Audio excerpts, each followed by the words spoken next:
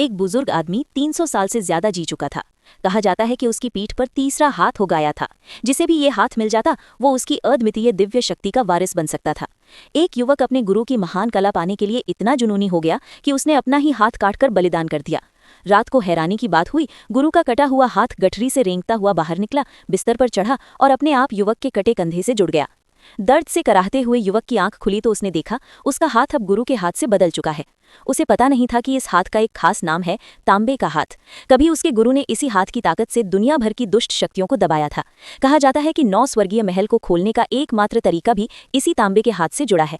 यदि इससे रहस्यमयी धनुष सक्रिय हो जाए तो स्वर्गीय सेना को बुलाकर संसार पर अधिकार पाया जा सकता है। सदियों से अनगिनत लोग ये परखना चाहते थे कि उनके हाथ में वही शक्ति है या नहीं, लेकिन हर बार असफलता और विनाश ही मिला। सम्राट अपने साम्राज्य को अटल बनाने के लिए लगातार उस तांबे के हाथ की खोज में लोगों को भेजता रहा।